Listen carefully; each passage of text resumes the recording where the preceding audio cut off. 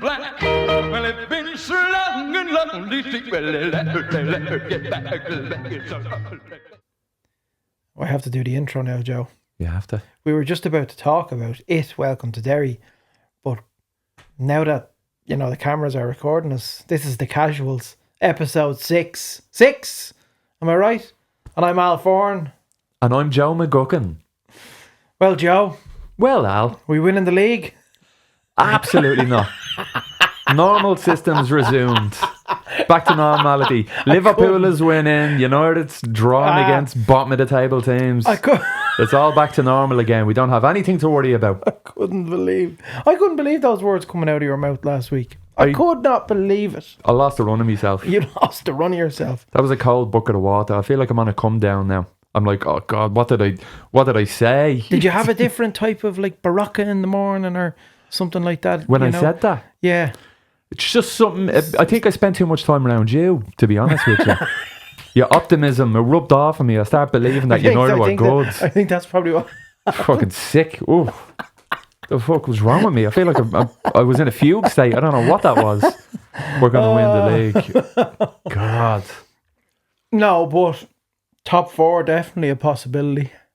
Yeah, possibility. Now I'm feeling more confident in my relegation bet again. Do you understand where I'm coming from with Dallo, though? I actually just didn't bother tweeting anything this weekend. I don't think it was particularly him, though. I thought the whole team wasn't too great. They were decent. Amad Diallo, he was terrible. Yeah, he was terrible. Absolutely shocking. And I know he scored a cracking goal. Is he not being played out of position, though? I just don't think he knows what he's doing over there. He reminds me of Nani. Do you remember Nani? He used to get in great positions and then he used to bomb her up the right and then he just didn't know what to do up there.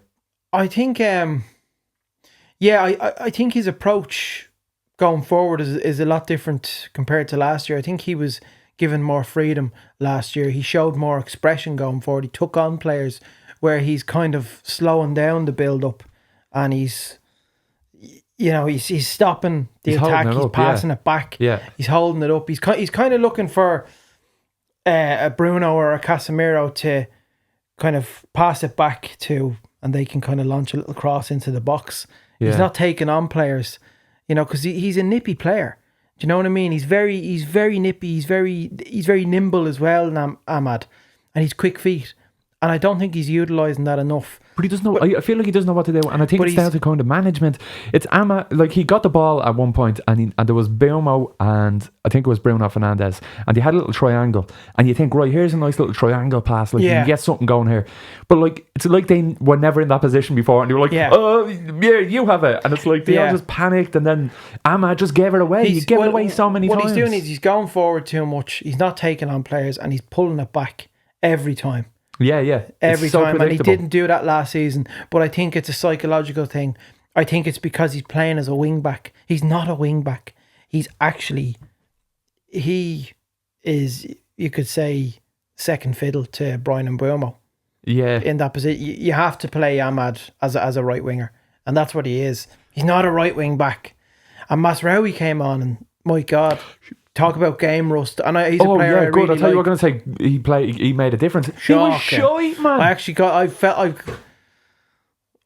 There was a trickle of hope when he came on. I thought, he might come on and he might link better with. I didn't know what that substitution was. Like bringing off Yarlo to put on him, it was a like for like change, and it's a defensive change, and you're losing the match. What the fuck are you doing? I know. Hammer him out. Jesus Christ. Oh, for the love of God. Okay. What was that substitution? Now you'd love to fucking say, man, why? Well, I agreed with him putting Dorgo on for Dallo. Yeah, but that's because you fucking he's Dallo. Joe, he is such a weak link. Can you not see how much of a weak link he is? No. Did you not see him ball watching for the second goal? Did you not see him losing his man? He is he's a major liability in this team. And he's going to cost us. He's going to cost us massively. Now, luckily, last season and the season before that, we had liabilities in the team in that first 11. Liabilities being him, being one of them, Garnacho, Onana, Casemiro, but for some reason Casemiro's decided to turn her on, to turn it on again, which is great. It is great. It is great. I think. Yeah, I can't really describe. I think he's sitting back a little further, Casemiro. Well, he's not doing too much. I said to you a few weeks ago, like Bruno Fernandes and him were playing kind of side by side, but now Bruno's going in front of him. Yeah, there's definitely a little bit more space for him to play around and for him to pass into. There's more people for him to pass to. Cunha is also accommodating that kind of hybrid. You know, left. He's kind of a hybrid left winger and number 10. He's kind of accommodating that role for Bruno as well. Yeah, which allows Casemiro to sit back a little. But I think he's been fantastic. I think he's been very disciplined as well, Casemiro, in how he's played. He scored a goal. He scored the first goal, and he scored the first from a header. You can rely on Casemiro heavily from set pieces. He's just that kind of player. When it comes to set pieces, he's brilliant. Shouldn't have even had that goal. It was from a corner that we shouldn't have been given. Did you watch it? Yeah. The referee was a bit shy, wasn't he? Like every other referee. No, I don't know. It was something about him, like he was giving very, very soft phrase away in the beginning, and I was like, God, this is going to be a slog now. You can't touch a player and that just dropping. More so than usual. Like, I know free kicks are given very easily, but in that game in particular, it's just listen, I don't think it's a disaster. I really don't. I think this is a team this Forest team have been severely out of form. This is their third manager already this season. I knew they were going to put up a fight. Like, on paper, that's a pretty decent squad. Like, Gibbs White is a really good player. Like, he could be playing in a top 6 team. He's a phenomenal player. Who else? Like, their 2 centre backs, Murillo and Milenkovic, are decent as well. Like, on paper, they are a very good team. They just haven't. I don't know what's happened. They're not gelling. You know, so I think the pressure was on them. They had to turn it on against us, and I felt I kind of knew before the game this is going to be a difficult one. It's not going to be. I didn't. It won't be easy. No, I didn't think it'd be a walk in the park. I thought that's exactly where it was going to be. No. I was like, this is going to be a DOS. I went up to my Maz and I stuck it on, and I was like, I said to my sister, I says, stick your house on it. Yeah. I was like, this is a foregone conclusion. You have to remember that same squad, that Forest squad, were like competing for Champions League places last season. You know, and nearly got Champions League. Did he get any European football? Yeah, you're in the Europa League. Yeah. Did he, yeah? Yeah, well, what happened to them then? How did he fall off so badly? I don't know. The owner, Marianakis, is like, he's all over the shop and far too involved, far too invasive as well of like the manager and his staff, and gets involved in too many things that he shouldn't, and hence that's why they've gone through 3 managers already. Nuno, then Ange Postecoglou, and now Sean Dyche. At one point, after they sacked Ange, they thought Marianakis was actually going to be the manager. Yeah. Did you not? Do you not remember him last season where he went onto the pitch? He's a very big Greek. You were saying, and he was went onto the pitch and he was like wagging the finger at Nuno Espirito Santo, like in front of the Sky cameras. It was like embarrassing. Jesus. The type of shit that you do on a Monday morning, you know, at the training ground. You don't do that in the boardroom on a Monday morning. You do not do that on the pitch. So he's very it's a big draw for them. Yeah, he's a very brash, abrasive kind of character. I looked at his hands on though. I looked at his hands on, and he's passionate. He just wants the best. He's banned Gary Neville. Do you know that? No, he banned Gary Neville from the ground. Yeah, Gary Neville criticised his actions. So he can't be a pundit. Banned Gary Neville. Gary Neville is not allowed to cover any games at the City Ground in Nottingham because the owner has banned him from the stadium. That's top level cynicism right there. So like, I love it. I wish I could ban Forest a football. a Super Sunday game. It's like it's Jamie Carragher. Shesko had a bad game. Hey, I still haven't seen him have a good game. Ah, no, he's had good games. I don't think he's done anything like spectacular. Like he hasn't blown me away. There hasn't been a game where I know you. There was I think technically he's a better player than Hoyland. My issue is, and I just don't. It just seems to be a common occurrence with these strikers at United. They're playing far too deep.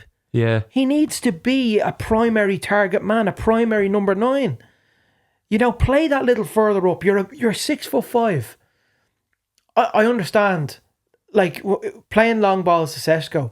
You're going to get more success out of that than you would with Hoyland last year. Jeez, I remember Onana would play a long ball to Hoyland and it would hit off his fucking knee, and it would and boom, there you have it. The opposition team are in transition in the attack. Like with Sesko, technically he's got a very good first touch. We just need to see the goals, but I do think he should play a little further up the pitch, because you're playing, you've got Cunha and Mbeumo playing either side of you. But that's what they are technically two very good players that can accommodate him. That's what it feels like. It feels like Sesko's in there to draw defenders away from Mbeumo and Cunha. He almost just feels like a distraction piece. Like he doesn't feel like a striker. It feels like he's playing a little deeper so they can make those forward runs and he can accommodate them. Whereas I think if we just played him a little further up, it might make a bit more of a difference. You need a number 9. I mean, look at Haaland this season already. It's just he's a joke, isn't he? Just unbelievable, Yeah. Oh, imagine having that. That would be so nice. Why didn't he come to United? Oh, we nearly had him. We nearly had him before he went to Salzburg. And when he was at Salzburg, that's where he was making the headlines in the Champions League, where he was scoring every game. And then obviously he moved to Dortmund. But before he moved to Red Bull Salzburg, that's when United were in for him. Yeah, that's how he went to Red Bull Salzburg instead of United. Yeah. Fuck him. Because they were a feeder club or whatever, and he a feeder club then he went to Dortmund. I don't think a feeder club was Dortmund. Maybe Leipzig. Leipzig. But he went to Dortmund. His career path. He did, like, he chose the right moves. Regards to that, I think whatever club he chose would have been the team that Man City is now. Not that Man City are an incredible team right now, but like, I think he would have elevated any club that he went to. I think, how old is he now? He's 25. He's in, like, he's not even entering the proper prime years yet. I've always said, like, he should make that move to Real or Barcelona, kind of towards the end of his 20s. He should go to either one of those clubs. That would be insane, and he just dominate like that. If he went to Real Madrid would dominate even more so. Well, Mbappe's back scoring again. It's that debate has actually been revived this season. The Mbappe and Haaland, stepping up to be the heirs to Ronaldo and Messi. The two of them are performing. But then again, over in Germany, you've got Harry Kane, who's scoring every fucking week. His numbers this year, insane. Yeah, it'd be nice to just have one. We have fucking Sesko. He's not that bad, Joe. He's not that bad. I'd rather him than Hoyland. I'm not saying he's bad. He's just not blowing me away. He's not like, oh wow, like to strike. I just feel like a striker should be the lead man of the band. Yeah, like he should be an Axl Rose of a football club. Like, but he's just not. And I'd argue the best striker we have had post Fergie. Well, I mean, the one who actually got me the most excited was Cavani. Yeah, definitely. I know Zlatan had that season where he scored 27 in all competitions, and then Lukaku in his first season wasn't too bad. People tend to forget. Completely forgot about Lukaku. Lukaku was good in his first season. But Ibrahimovic coming felt like, that's just another Ronaldo move, like just getting a big name in for the sake of it. Was a law. I liked Cavani. I just loved watching him play. Now? He's in Argentina, I believe. Oh, is he? Oh. Yeah, I think so. Or is he in Uruguay? Not sure. Somewhere in South America. What a player. Just had that dog in him as well, didn't he? Yeah, he was great, yeah. Worked his arse off. Yeah. Got himself in the right positions every single time, you know. Sesko's only young. I'll give He's him that. 22, yeah. Hopefully he just kind of matures a little bit. And I think he is a mature enough player. I just think he needs to stop maybe dropping deep, you know.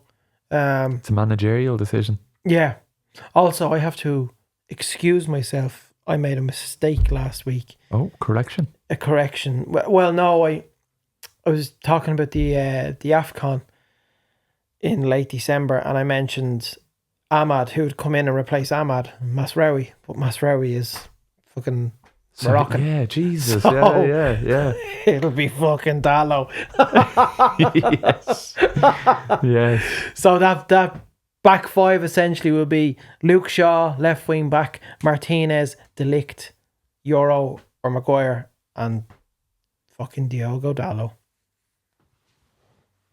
He's not that bad. I don't think he's that bad. I think Joe. did he do something to you? Did he send you? Did he send you a DM or something? No, I actually just, and I'm sure he's a great lad. I've said that. I'm sure he's a really good lad. I'm sure he's great in training. He's been at the club. He's one of the longest serving players at the club. He's been at the club 6 years now. He's just not good enough. He's not good enough to be in that team. And I can't understand why he keeps getting picked. Why is he playing at left wing back? Not his natural fucking position. He's a right-footed player. He's a right back. Okay. He's a fucking right back. What are we playing when we have Dorgu who's on the bench? And Dorgu I think has his faults, but Jesus, does he work his socks off? Yeah. Dorgu is a player in development at the moment. He is in development at the moment. You have to remember he's only 20. He's a young player. I think he gets himself in all of the right positions, Dorgu. Dallo slows everything down. He's not inventive going forward. Either is Dorgu, or Dorgu isn't either. Dorgu's end he's product kind of two-dimensional. is I think they're very questionable. similar. They're both very similar in style. I think Dorgu is a bit quicker than Dallo. Dallo's slow as fuck. Oh my god! I'm sick You of get watching so him. angry I when am you talk about him. sick It's of like, watching him I'm every week, nervous in Joe. here. I'm sick of it every week. I can't. Yeah. I can't take it anymore. But it's a great thing that he is the only liability in the team. He is the only liability. And I know, Martinez coming back, I can't wait. neither can I. I'll be excited when he comes back.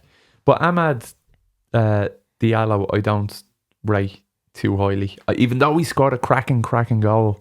It's kind of frustrating. Bruno Fernandes does that from time to time. I give out, I'd be shouting at the telly and then he'll score a cracker and He's then I'll be been like, good, well, though. alright then. He was good in that game the other day. He played very well, Bruno. I couldn't fault Bruno for anything. I couldn't fault the midfield for anything in that game. I just think it was always going to be a tough one. A draw, it's grand. You know, it's a point. We're still off. I don't see that as a point. That's 2 points lost. Like against Notts Forest. Like, come on now. You have to be disappointed with that. A little bit, but it wasn't the end of the world. Can we talk about the hair guy? Who's the hair guy? Joe. Huh. Where have you been living? Oh, Where have you been? oh yeah, the guy growing his hair. What do you think about that being the first topic of conversation after the full-time result? They're talking about this guy. Oh, well, you'll have to wait another 5 games now. To be honest, it annoyed me a little. I was like, why are we focusing on this? I get it. It's a funny little internet thing. I only found out about it this week that there's a guy growing his hair and he won't cut it until They're United doing win. a big ad for Paddy Power. Jesus Christ. That's not the first time someone's done that though. There's been footballers that have done that. Was it Mo Salah said that he wouldn't cut his hair until Liverpool won like 3 games? Mo Salah done it first. Did he? Mo Salah himself. Didn't Mo Salah say that? I'm not Mo cutting my Salah hair? got a hair transplant. He Oh, got a beard. By the way, he got an amazing hair transplant. You got Mo Salah's hair was bad. It was bad. It was all over the place. And he got a hair transplant. And he looked great. He looks fantastic. Gotta give it to him. He does. He looks great. I know. Like, did you go to the same place as him? He did. I saw him in Malahide there a few weeks ago. We had a great chat. I said, would you ever fuck off and stop scoring against United, please? Thank you very much, Mo. Stop torturing us. He scored 250 goals for Liverpool this weekend. Yeah. He's a smashing player. Mm. He's a smashing player, you know. And there's loads of goals left in him. Yeah, just not in the Premier League. This is his final year. Has to be. Just watching him this year. I know he scored, but it's his final year. He's only got a year left in him. And so does Van Dijk. He's done. Yeah, he's toasted. Liverpool, in that first half, could have conceded 2 or 3. I didn't see it. I only seen the result and some of the highlights. They could have conceded 2 or 3. They could have conceded 2 or 3. Villa were giving them a good go. The midfield were really good for Liverpool. The midfield showed up. And like, they're supposed to. Do you know what I mean? They're a lot of people would argue neck and neck. That midfield would be neck and neck, the best midfield along with Arsenal's in the league. So they showed up, McAllister, Szoboszlai and Gravenberch. You know, they were really good. The names are getting harder and harder to pronounce. Yeah. Because Szoboszlai? Szoboszlai. Is that how you say it? Mm. Yeah? Szoboszlai. Would you put money on the table? I don't know. Like, I just always see his name on paper and it's like, how the fuck do you say that? Szoboszlai. Szoboszlai. Sounds like an old salad or something. I can have a Szoboszlai there, please. Yeah, he's Hungarian. Is he? Szoboszlai, right. Okay. Szoboszlai. Gravenberch. McAllister. That one's handy enough. Kevin McAllister. Coming up to Christmas, yeah. Yeah, Kevin McAllister. Can't go wrong with that. No, you can't go wrong with that. And he's Argentinian. No, he's not. Alexis McAllister, yeah. Is he? Yeah. Apparently he has family in Donabate as well. I think he has Irish roots. Did Ireland play Argentina? No. I don't know. Who's he play for internationally? Argentina. He's a World Cup winner with Argentina. Who did Ireland play recently? And there's a really Irish name. Did Alexis McAllister, was he a part of that World Cup squad with Argentina? I'm not sure.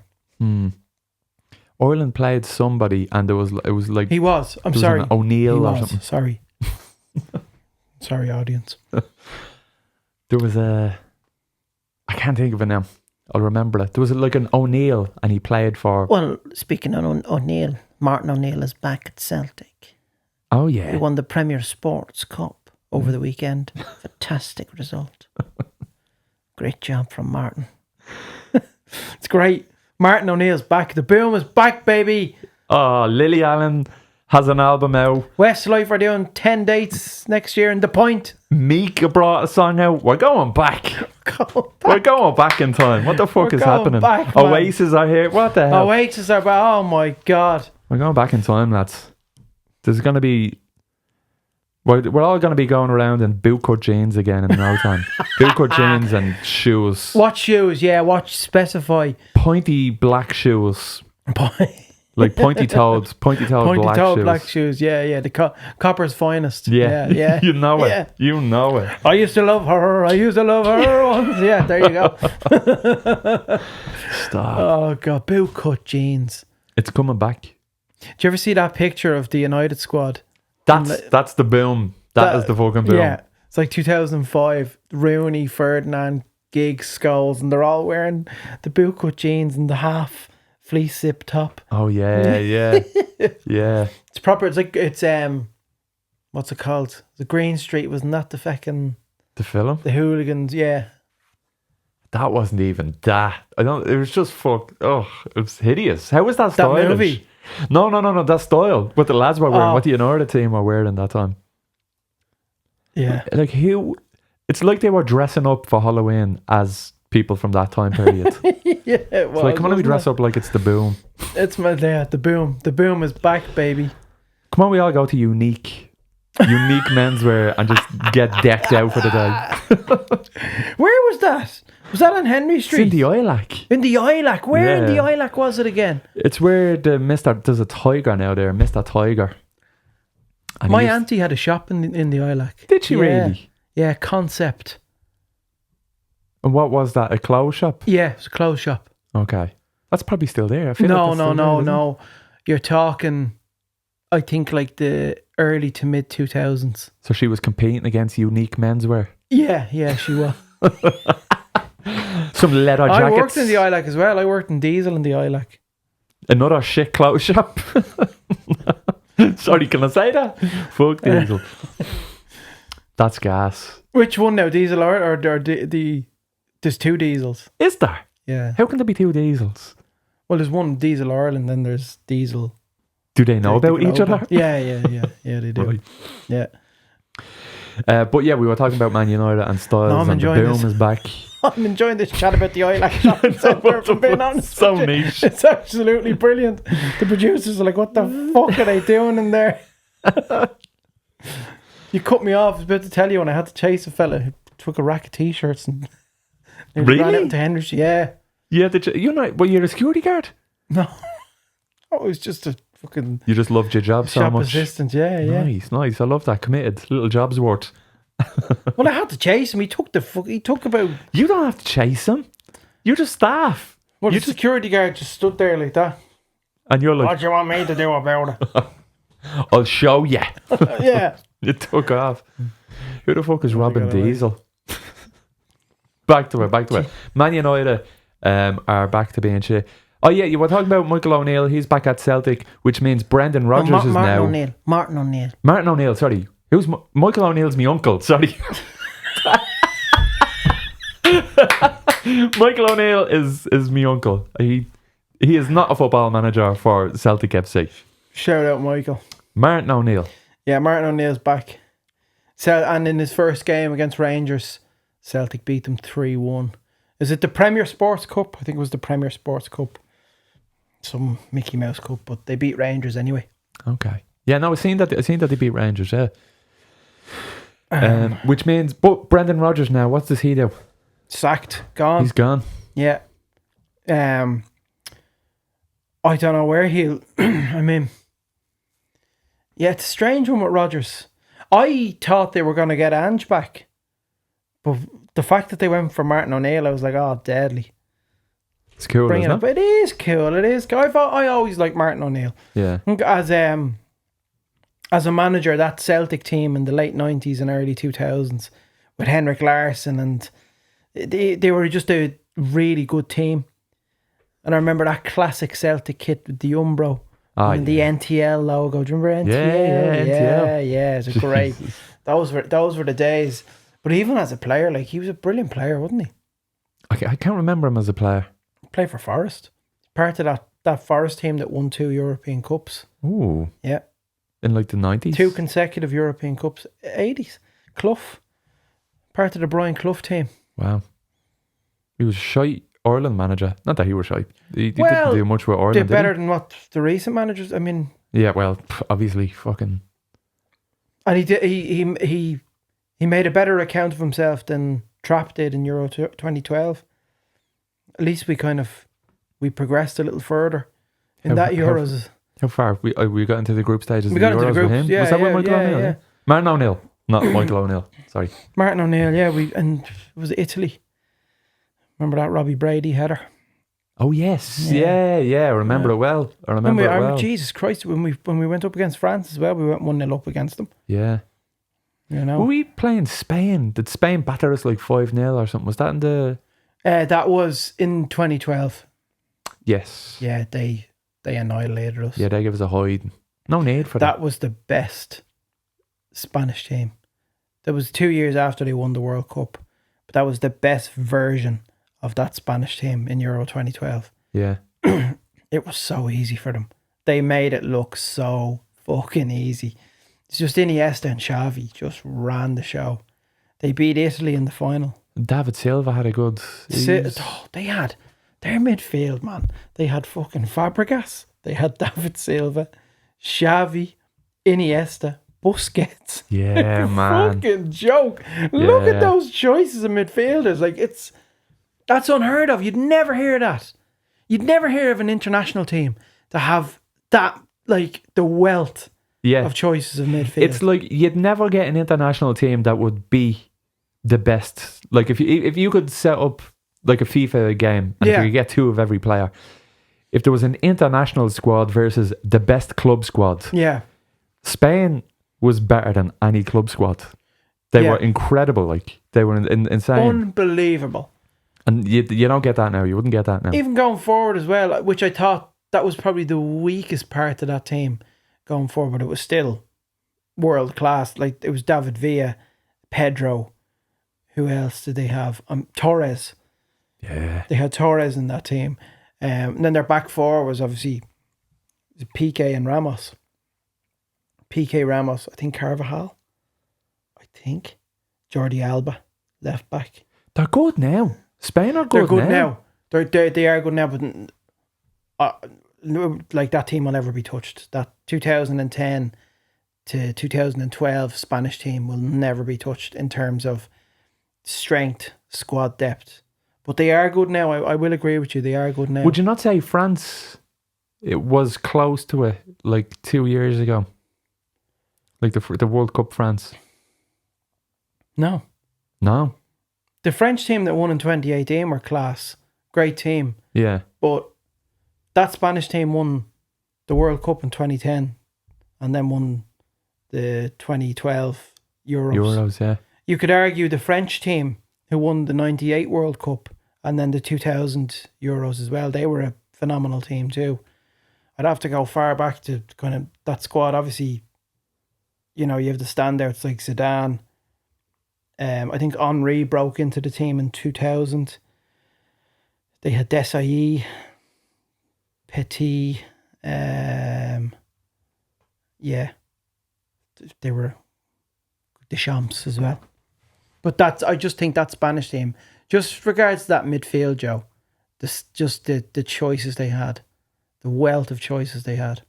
I think they played with like one striker, and then it was just the rest of the team was just midfield. No defenders, just 9 midfielders. I think they even played, correct me if I'm wrong on this, they even played Fabregas like as a false 9. Yeah. That's what I love about international football is you see odd decisions that you wouldn't see. You'd see players playing out of position to what they'd be playing in that club. Yeah. And it's interesting to see them do that. At the World Cup next year, it'd be great. Who do you think will do it? Actually, who do you think will win the World Cup next year? Spain. Yeah, they're kind of at the forefront of my mind when it comes to the World Cup next year. Yeah. I do think England might do something though. No, they won't. The thing about that is like we watch too much English football and we listen to too much analysis from English pundits and stuff like that. And I think they have the best midfield on paper. England? Yeah. No, they do not. Bellingham and Rice. That's not the best midfield on paper. Like if you look at France, if you look at Germany, if you look at but who's Spain, Germany got? And we're talking about across the world as well. Like, you know, Argentina, Brazil. That English midfield, you have to give it to them. It's a serious midfield. They're not right. They're okay, I'd say. They're not. Like Bellingham. Jude Bellingham is one of the best midfielders on the planet. He's one of the best number 8s on the planet. Declan Rice is one of the best number 6s on the planet. What happens then? Why are he so shit? Well, not so shit. Like Rice on the weekend as well. Like, yeah, brilliant. He's fucking class. Brilliant. He's a fucker. Like, I took him out of my fantasy football like a dope. Yeah. You shouldn't have. No, we shouldn't have. I know. Especially when he's primarily on set pieces as well for Arsenal. I know. I took him out when he didn't really get points early on in the season. So. He's just quality. I just think, and like if Harry Kane continues this rich vein of form going into the World Cup, and then who have they got in it? Like Rashford's come into form. Barcelona fans on Twitter are saying that Rashford currently right now is their best attacker. Yeah, he is.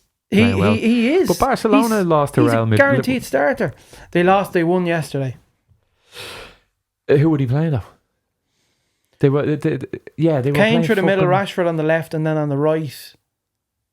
I mean, do you make a case for Phil Foden? I don't know. I don't really care. It's England, but like it's.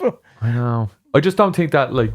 I think there's so many other teams that are better than England. When they come up against the other teams, they'll struggle, I think. Yeah, but they've progressed a lot further. than they had the last decade or so. They're getting to finals. They're getting to semi-finals. They're very close. That's the thing.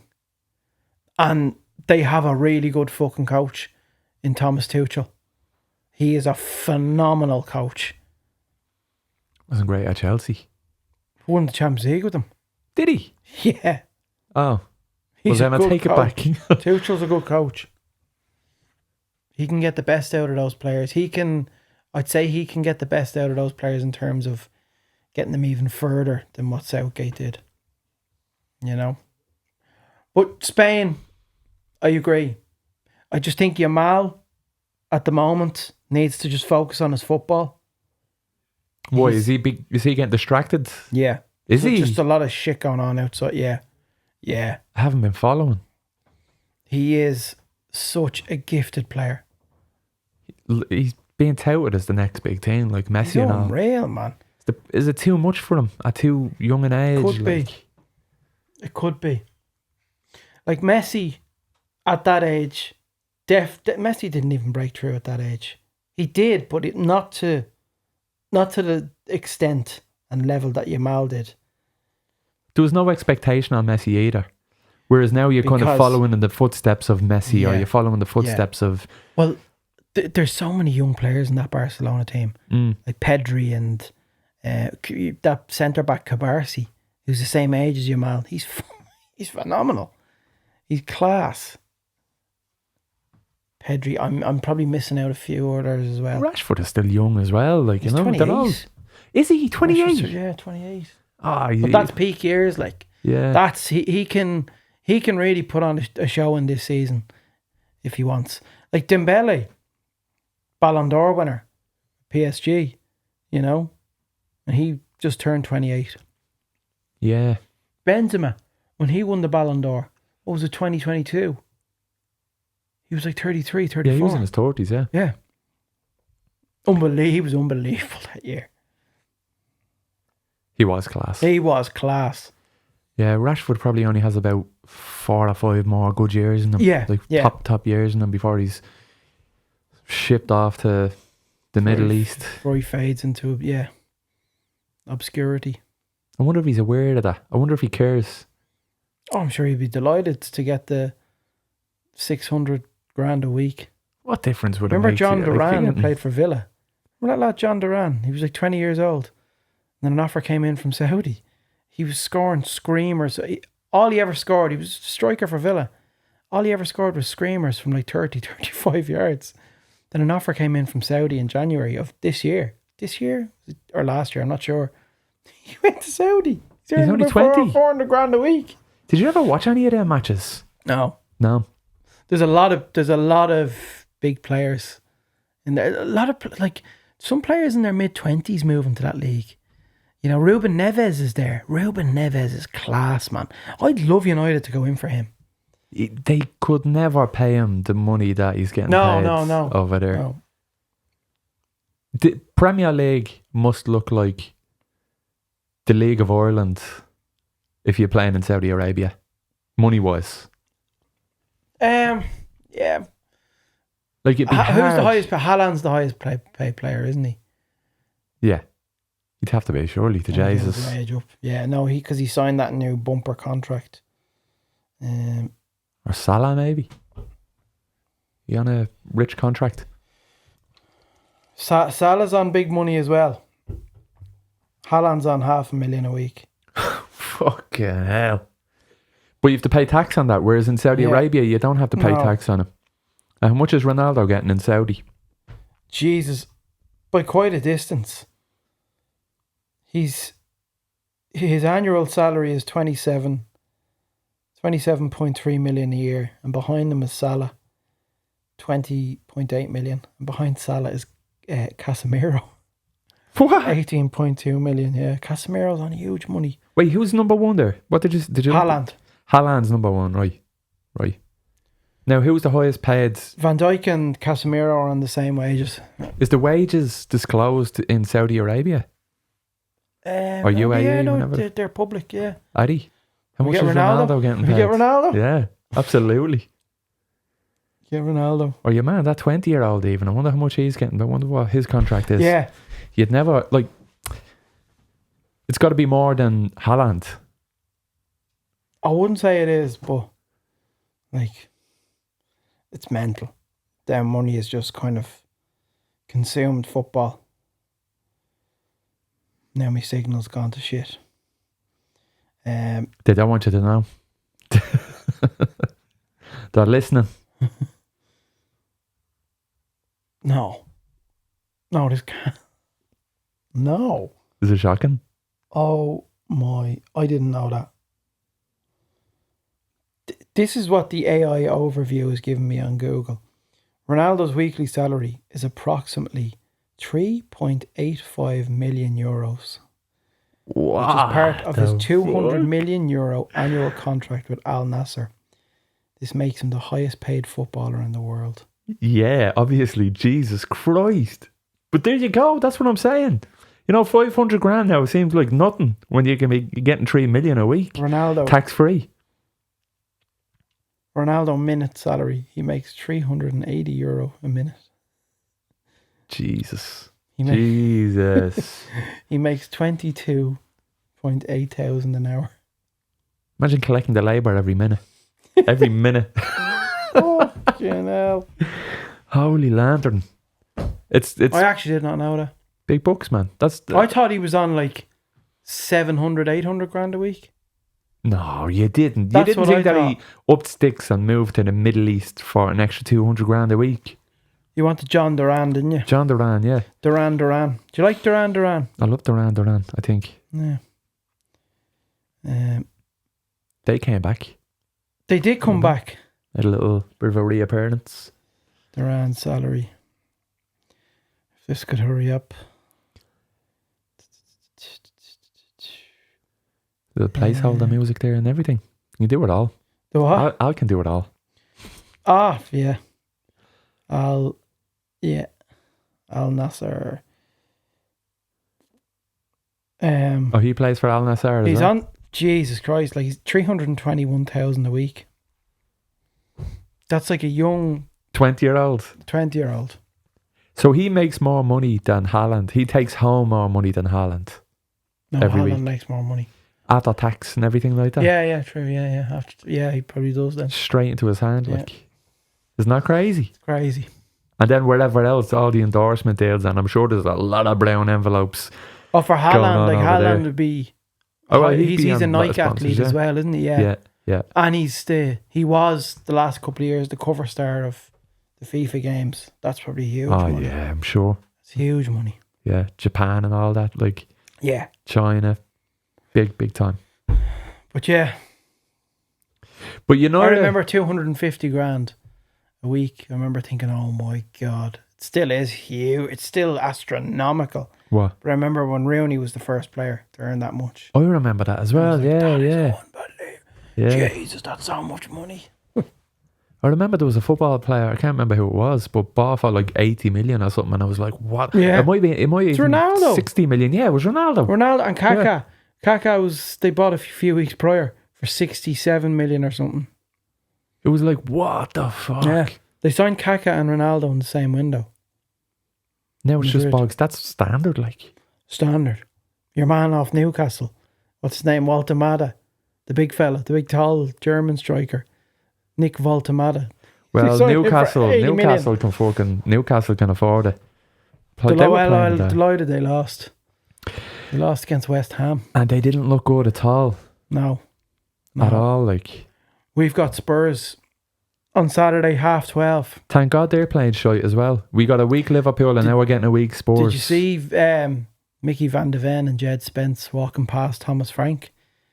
He was like giving out to them. He was like wagging the finger at them. And I think they told him to like fuck off on the pitch. No Yeah. way. Yeah. I seen something about it. I did see like a Twitter video, but I think it just scrolled past or something like the They've been weird though, Tottenham. They've been really strange. Yeah. Like one game they'll play fantastic. They put in a really good performance, like against Everton last week. Then the next game they like it's up and down with them. It's Spursy. It's very Spursy. It's very Spursy. It's unpredictable. And so, But and they could fucking show up against us. That's the only thing. you just don't know. That's like a game. That's just going to be an interesting game to watch objectively. Level on points with Spurs as well. Model for a draw, isn't it? It's a model for a high score draw. Yeah.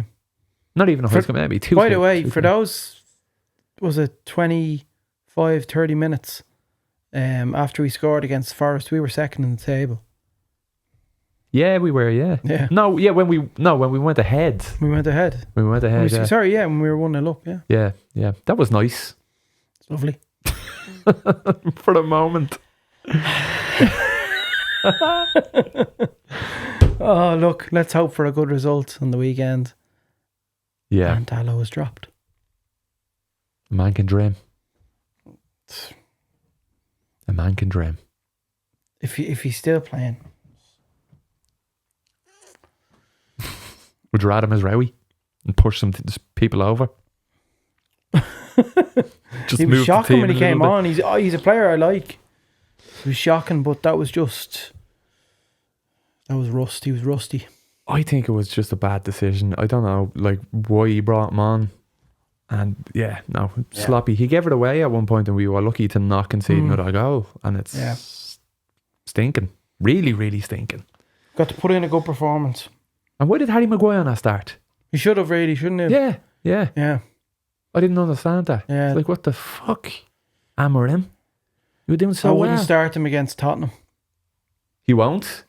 I wouldn't, just with the pace they have going forward.